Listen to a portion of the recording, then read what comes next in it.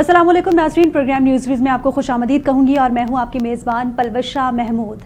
बानी पाकिस्तान तहरीक इंसाफ इमरान खान की जानिब से आर्मी चीफ को लिखे गए ख़त का मामला ताहाल एक मुअम्मा बना हुआ है और 2 रोज़ कबल सिक्योरिटी ज़राए की तरदीद के बाद अब गुज़िश्ता रोज़ जेल इंतज़ामिया की जानिब से भी इस खत लिखने के हवाले से तरदीद सामने आई है। जेल इंतज़ामिया के मुताबिक खत लिखने के लिए पेन और पेपर्स जेल हुकाम की फराहमी से ही जेल हुकाम की जानिब से ही फराहम किए जाते हैं, जिसके लिए कैदी नंबर 804 ने कोई दरख्वास्त नहीं की थी।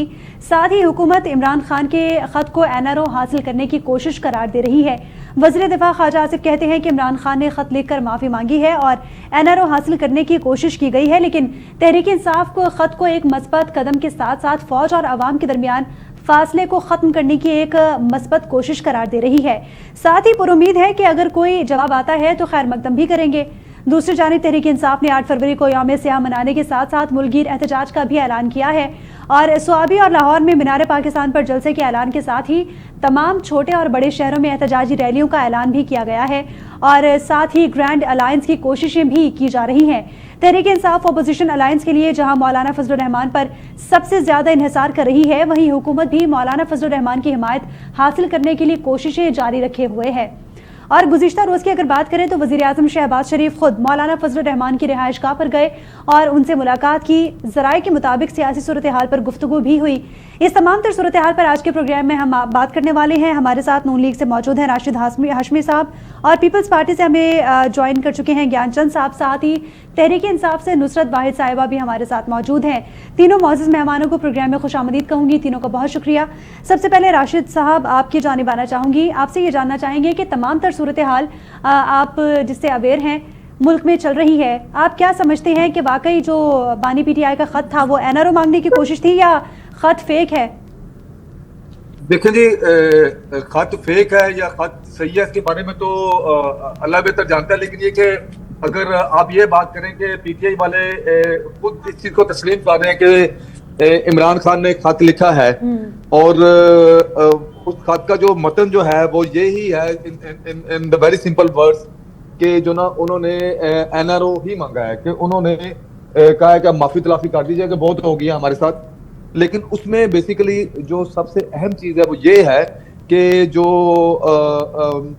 ये सारे काम जो किए हैं ये PTI वालों ने खुद ही काम खराब किए हैं। देखें, मैं पहले भी अक्सर अपने प्रोग्राम्स में आपके दोस्तों से ये बातें करता रहता हूँ कि हम लोगों की क़यादत भी किसी वक्त में सारी की सारी क़यादत जो जेलों में थी और इसी तरह जो है वो आप देखें कि पीपल्स पार्टी वालों के लोग भी जो है ना जेलों में रहे हैं। लेकिन उसमें हुआ क्या कि क्या कभी भी आपने देखा हो कि पीपल्स पार्टी ने या PMLN ने PTI की तरह पाकिस्तान मुखालिफ जो है वो मुहिम जो है वो पाकिस्तान से बाहर चलाई हो, IMF को खतूत लिखे गए हों तरसीलात ना भिजवाने या गैर कानूनी तरीकों से भिजवाने के लिए कहा गया। तो देखें, यहाँ पे हमें थोड़ा सा डिफरेंस रखना चाहिए कि इमरान खान ऐसी हरकतें करते क्यों हैं कि जिनका बाद में उन्हें पता हो कि पहले तो मुल्क को नुकसान होगा और बाद में उनकी जमात और उनके लोगों को भी नुकसान होगा। और मजे की बात यह है कि जब 9 मई के हमले हुए तो इन्होंने एक बयानिया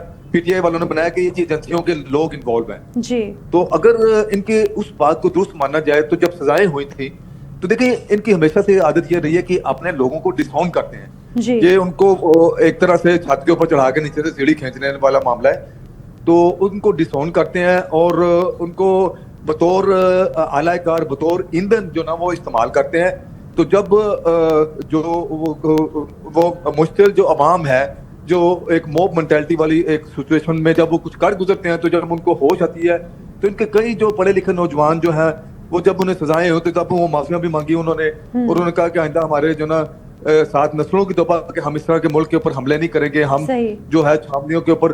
तो ये पहले उनको मिसाल दिलाते हैं, बाद में कहते हैं एजेंसियों के लोग हैं। अगर वो एजेंसियों के लोग हैं तो जब उन्हें 10-10 साल की 8-8 साल की सजाएं हुई थी तो इनको तो बल्कि PTI वालों को कहना चाहिए था कि इनको जिसको 10 साल दे रहे हो उसे 10 की जगह 20 साल सजा दो।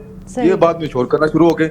ये इन लोगों का मतलब है कि अभी बेसिकली मैं आपको ये बात बताता चलूं कि PTI की इस वक्त जो है अवामी सतह पे जो बिल्कुल जीरो क्या माइनस पब्लिसिटी या उनकी पॉपुलैरिटी सॉरी रह गई है और उसकी वजह ये है कि जब इन्होंने ये नवंबर वाला जो बुशरा बीबी जो जो लेके निकली काफिला, चंद जी 100 जो है किराए के अफगानी थे वहां पे, इनके MP MNS तक जो ना उस जो ना वो जो 26 ठीक है नवंबर राशिद वाले साहब, ठीक है राशिद थे। साहब, आपकी जानिब एक बार फिर आऊंगी, पॉइंट को कंटिन्यू करेंगे। नुसरत साहिबा, आपकी जानिब आना चाहूंगी। खान साहब की जानिब से खत लिखने के हवाले से क्लियर तौर पर कहा गया है कि उन्होंने खत लिखा है, और फैसल चौधरी साहब ने भी इस हवाले से एक्सेप्ट किया है कि खत लिखा गया है। लेकिन जेल इंतजामिया का अगर जिक्र करें तो उनकी जानिब से कहा जा रहा है कि खत लिखने के लिए पेन और पेपर्स दरकार होते हैं, जो कि जेल इंतजामिया ही फराहम करती है। लेकिन ना तो कैदी नंबर 804 की जानिब से कोई दरख्वास्त की गई, ना जेल इंतजामिया ने वो प्रोवाइड किए जो चीज़ें चाहिए थी। तो जेल इंतजामिया तो कह रही है कि खत नहीं लिखा गया। आप क्या कहेंगे इस हवाले से? बिस्मिल्लाहिर्रहमानिर्रहीम, बहुत शुक्रिया अपने प्रोग्राम में मुझे ऐड करने का। मेरा गला बहुत खराब है, बीच में अगर खांसी रुक गई तो कोई मसला नहीं मैम। कहना ये है कि ये खत खान साहब ने लिखा है और खुला खत लिखा है। सही। ये उस तरह का खत नहीं है कि किसी के नाम बाय पोस्ट जा रहा हो या ऑफिस टू ऑफिस जा रहा हो। ये खुला खत है जो पूरी दुनिया में फैल रहा है, पूरी दुनिया पढ़ रही है उसको, और हर एक को पता चल रहा है कि खान साहब ने क्या बात की है। तो ये जिस तरह की गुफ्तगू कर रहे थे साहब, मुझे तो बहुत ही हैरानी हो रही है। मैं ज़ाहिर नहीं जानती इनको, और स्क्रीन पे तस्वीर भी नहीं नजर आ रही, लेकिन क्या मतलब उसके लिए मैं क्या लफ्ज बोलूं कि ये कौन सी इंटेलिजेंस है इनके पास, किस तरह की गुफ्तगू कर रहे हैं। चंद लोग डी चौक पे आ गए बुशरा बेगम के साथ और पहुंच नहीं सके, और वो अफगानी थे, और वो फला फला। आपको पता है 40 साल से अफगानी यहाँ रह रहे हैं जी। मोस्ट ऑफ देम है मैरिड है, उनका बिजनेस यहाँ पे है, उनकी एक एक चीज यहाँ पे है, रिश्तेदारी उनकी यहाँ पे है, सब कुछ है। मैं खुद अफगानी हूँ, मैं शेरशाह सूरी के जमाने में मेरे बाबा अजदाद आए थे वहां से। तो मुझे कह दिया जाएगा आप अफगानी है, हो सकता है कह दिया जाए।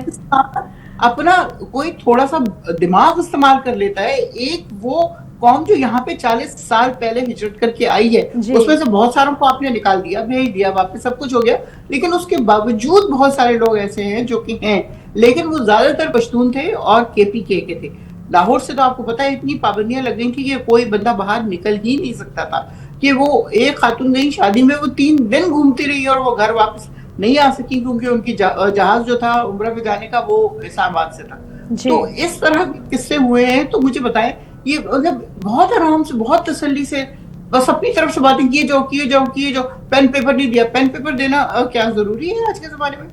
जितने खान साहब के ट्वीट आते हैं पेन पेपर पे लिखते हैं वो, या उनके पास इंटरनेट है, या उनके पास कुछ और है।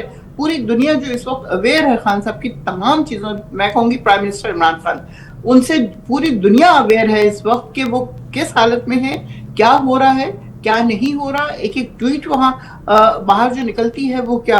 फिर उसके बाद हाँ एक हुक्म ये भी आया था कि आप अपना ट्विटर अकाउंट पाकिस्तान के हैं, अच्छा जी, ट्विटर अकाउंट पाकिस्तान में ले आए, उसको पकड़ के वो उसका भरसा निकालेंगे, वो उसकी सारी नस्लें याद करें।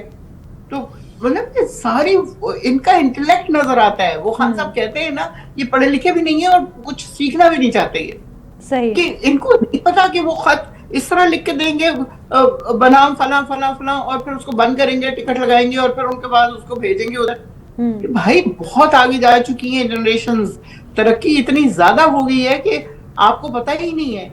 आप सिर्फ टिकटॉक बना के समझते हैं कि आप पूछे अगर खान साहब का ट्विटर अकाउंट पाकिस्तान में लाने का मुतालबा हो रहा था तो वो फिर कौन चला रहा है? वहाँ पे कौन है गैर मुल्की लोग? जो मर्जी चला रहे हैं, आपसे मतलब जो मर्जी चला रहे हैं।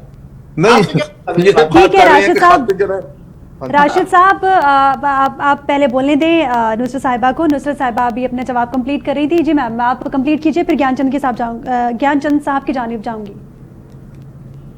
तो खैर ये पीपल्स पार्टी के हैं साहब, राशिद साहब? नहीं मैम, ये नून लीग से हैं और ये हमारे साथ मौजूद है प्रोग्राम में। नून लीग के तो ज्ञानचंद भी हैं?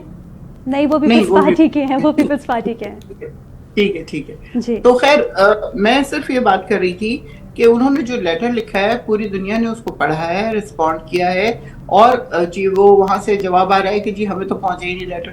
तो वो इस तरह तो नहीं पहुंचेगा जो मैं आपको एक्सप्लेन कर चुकी हूँ। बाकी उनको पता है कि उन्होंने उसमें क्या लिखा है और क्या नहीं लिखा। माफिया जिन बच्चों ने मांगी थी अंदर और उन्होंने दस्तखत कर दिए थे, आपको पता है आप एक दिन जाके उस जेल में रह लें जहाँ पे उन लोगों ने बेचारों ने 8-8, 9-9 महीने 10-10 महीने गुजारे हैं। उनको इतनी मार पड़ती थी कि वो मजबूर हो गए ये साइन करके लिखने के ऊपर, और जैसे ही वो रिहा हुए बाहर निकल के उन्होंने वही खान साहब जिंदाबाद के नारे लगाने शुरू कर दिए।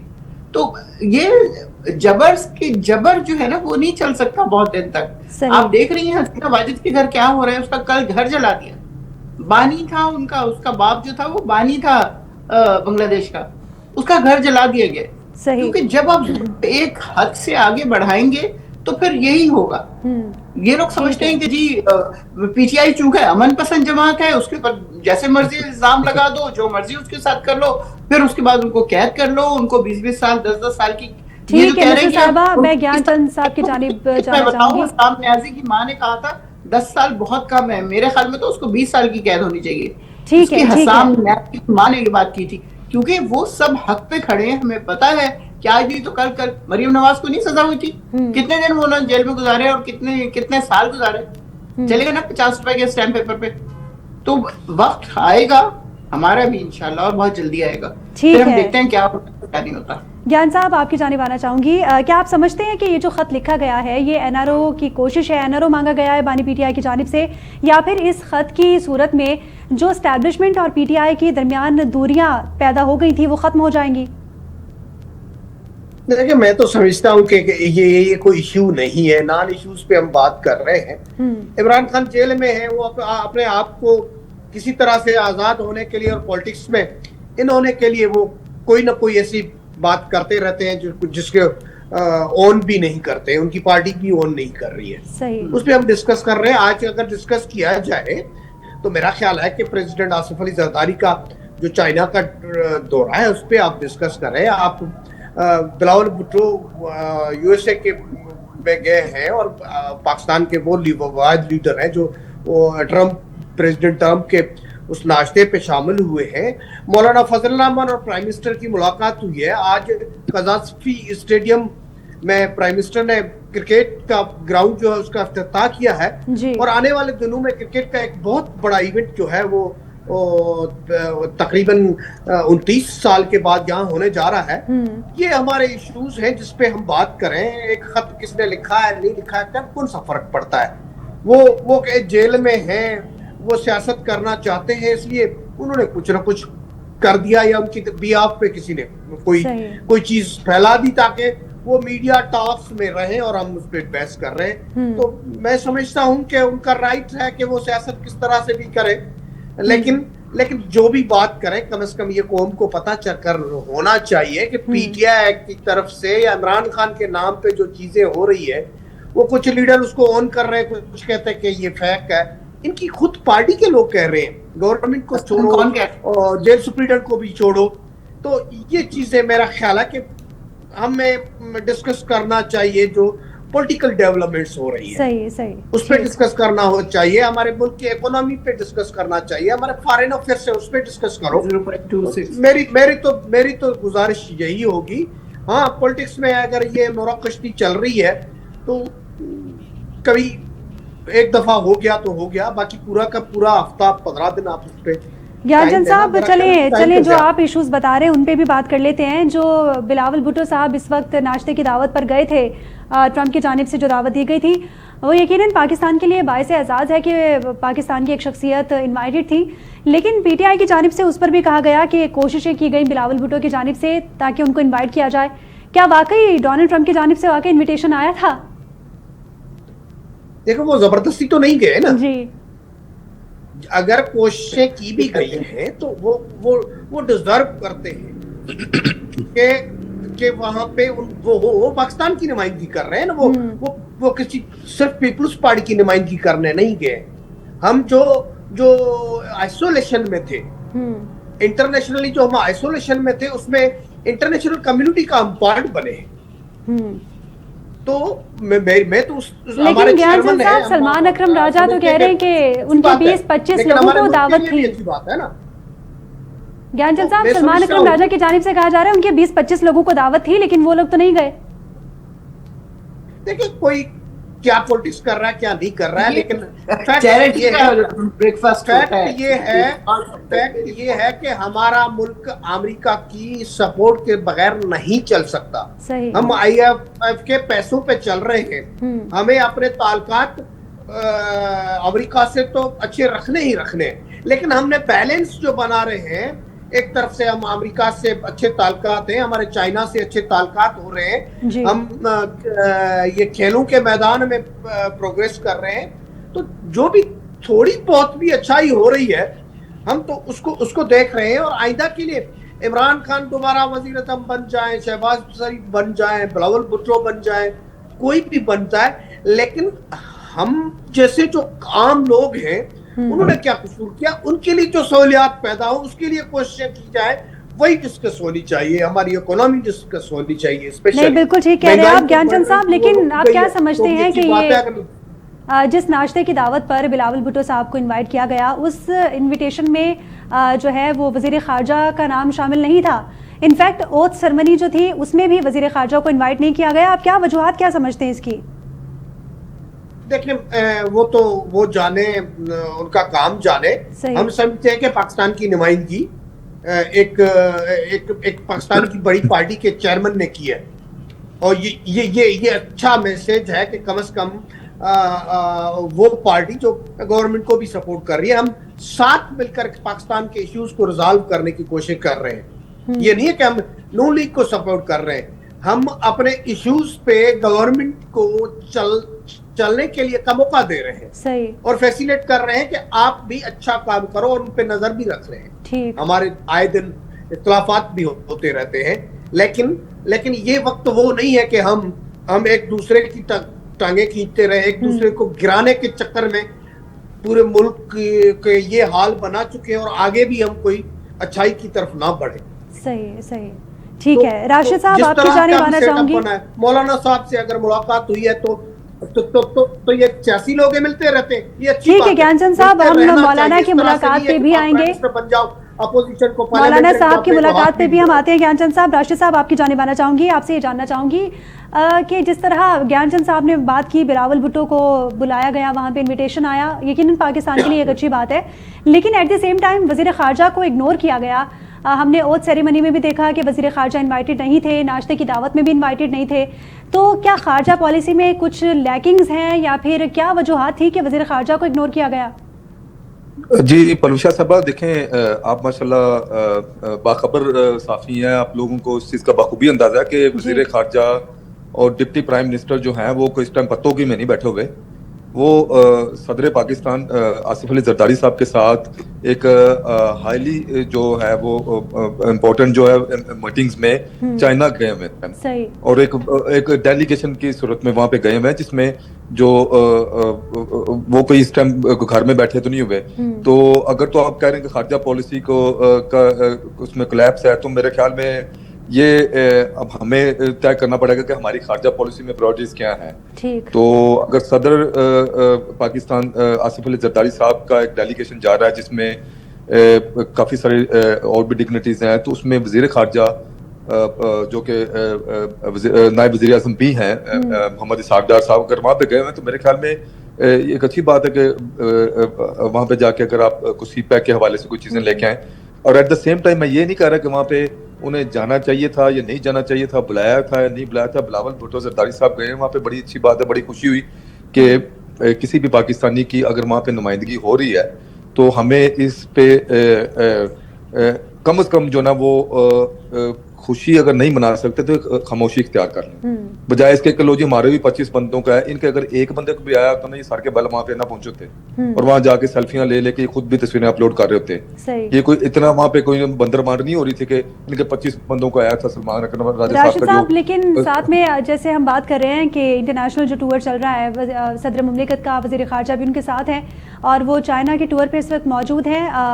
चाइना के हवाले से अगर बात करें तो चाइना ने जो सी पैक का मंसूबा पाकिस्तान में शुरू किया था, उसको वजीर आज़म शहबाज शरीफ साहब भी गेम चेंजर कह रहे थे कि वो मंसूबा पाकिस्तान के लिए गेम चेंजर साबित होगा। लेकिन अब अगर रीसेंट बात की जाए तो बड़ा सुस्त रवि का शिकार है वो मंसूबा। आप समझते हैं कि चाइना की जानिब से पाकिस्तान से कोई नाराज़गी का इजहार किया जा रहा है, या फिर कुछ ऐसा हुआ है कि इस मंसूबे पर ज़्यादा फोकस नहीं किया जा रहा? आप समझते हैं इस हवाले से?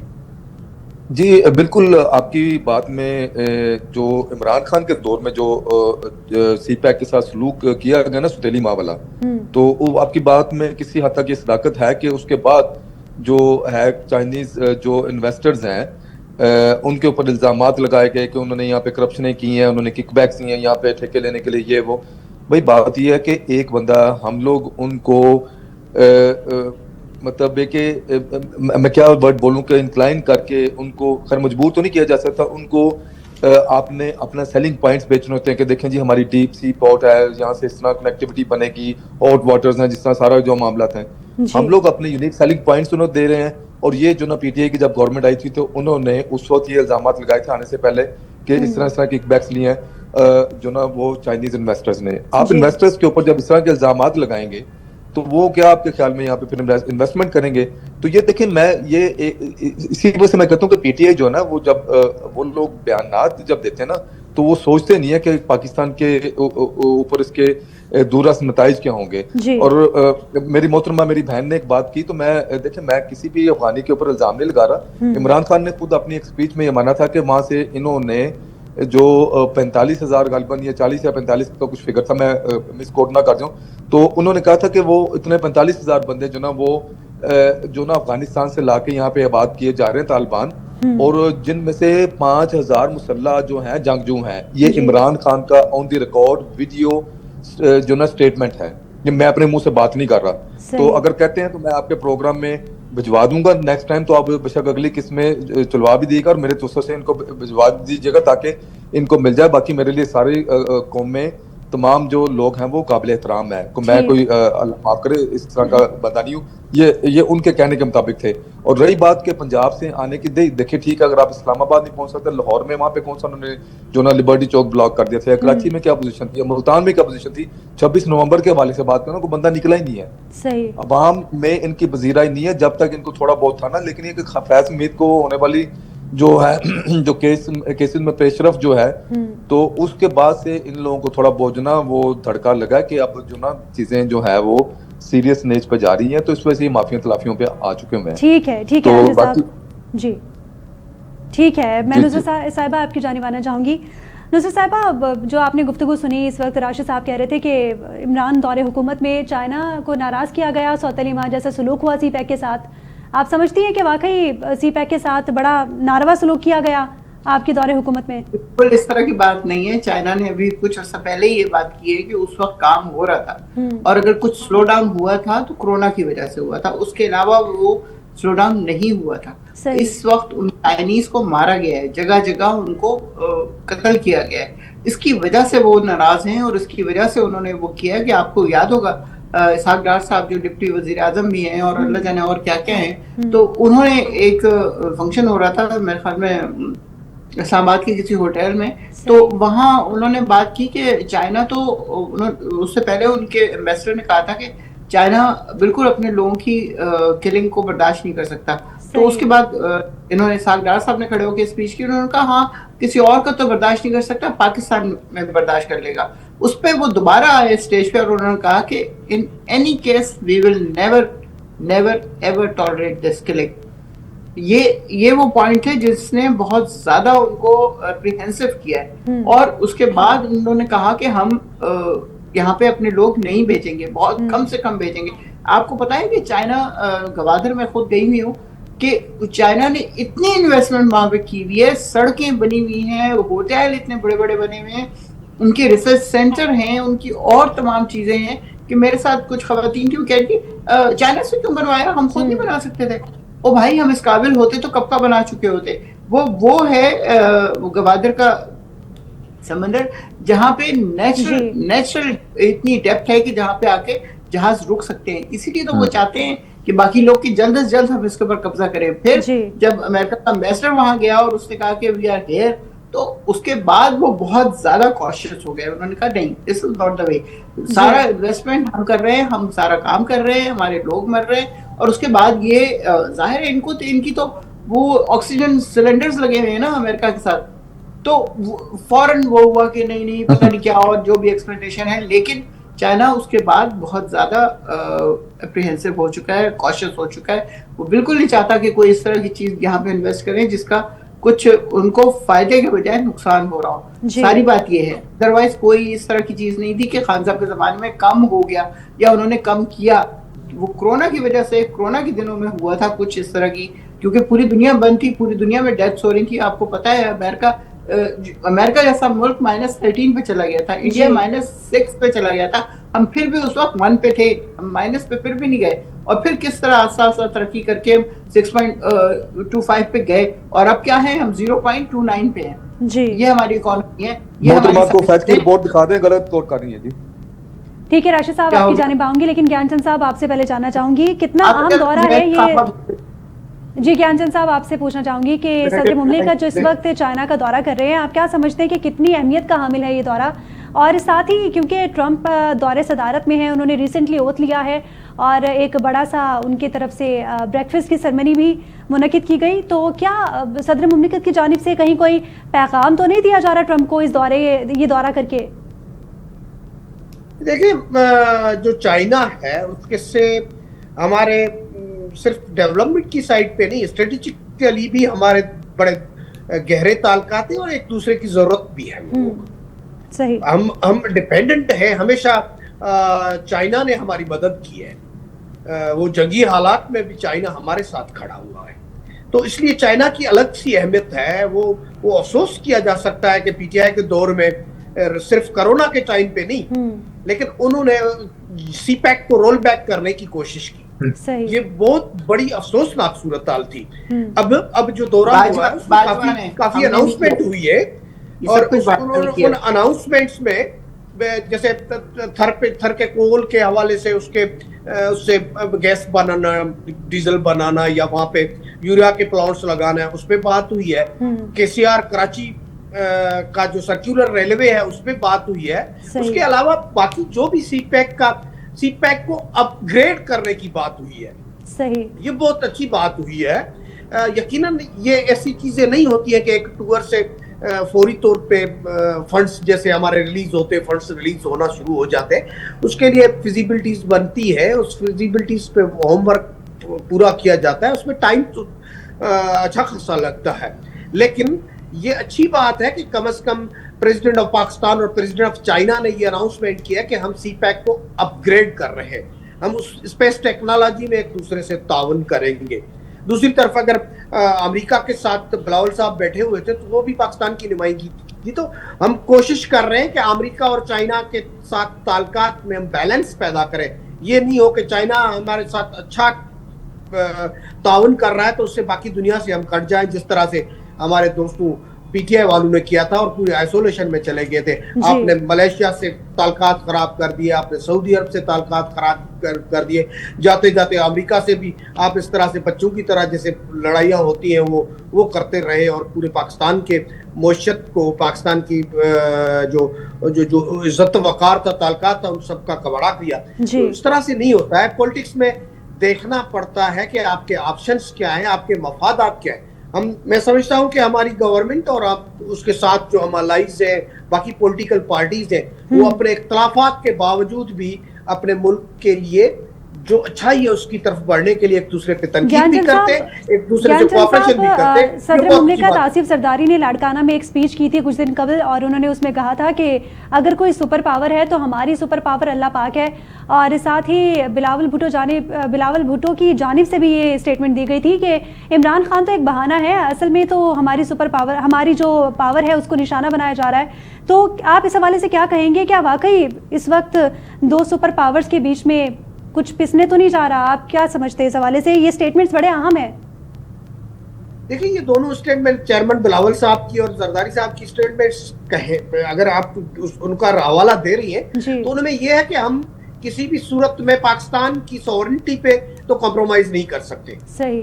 दूसरी तरफ तो ये है कि हमारे जो एटमी पावर होने की वजह से इंटरनेशनली हमारे पड़ोसी मुल्क भारत और उसके जो डिप्लोमेटिक ताल्लुकात हैं, उनकी जो पॉपुलेशन की वजह से जो उसकी इकोनॉमिकल स्ट्रेंथ है या ट्रेड के लिए जो उनके अपॉर्चुनिटीज है, उसकी वजह से हमारे ऊपर किस तरह से प्रेशर्स डेवलप करने की कोशिश की जा रही है, हमें इस तरह से धकेलने की कोशिश कर रही है। ये सब चैलेंजेस है। उन चैलेंजेस में अगर हमारी कौम एक जगह पे इकट्ठी नहीं होगी, हम पाकिस्तान के लोग पाकिस्तानी अगर पाकिस्तान के लिए नहीं सोचेंगे और कोई गैर जिम्मेदारी का मुजाहरा करेंगे तो और कौन लोग आएंगे? तो मैं समझता हूँ कि वो स्टेटमेंट्स थी कि हम हम सब समझते हैं कि सही। आप क्या चाहते हैं, लेकिन हम पाकिस्तान की एक तरफ सॉवरेनिटी पे कोई कंप्रोमाइज नहीं करेंगे, दूसरी तरफ से हम चाहेंगे कि बावजूद आपकी नीयतें कुछ भी हो, लेकिन जहां जहां हमारे मफादात पूरे होंगे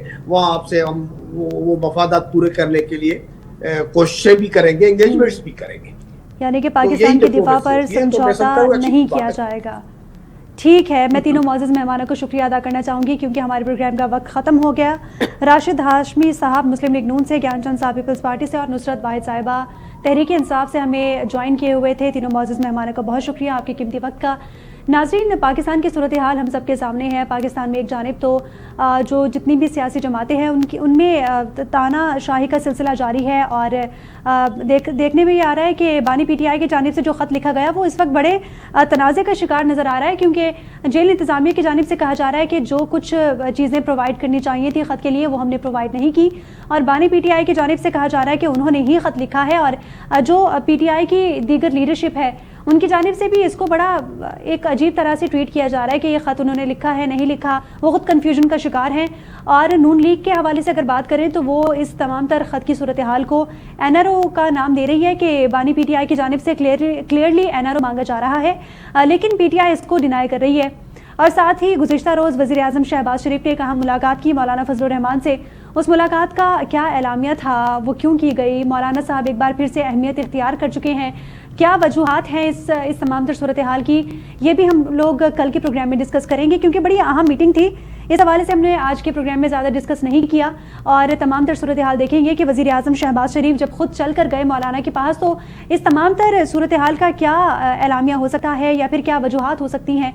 तो नाज़रीन, प्रोग्राम का वक्त अपने इख्तिताम को पहुँचा। मुझे और मेरी पूरी टीम को इजाज़त दीजिए। अल्लाह हाफ़िज़।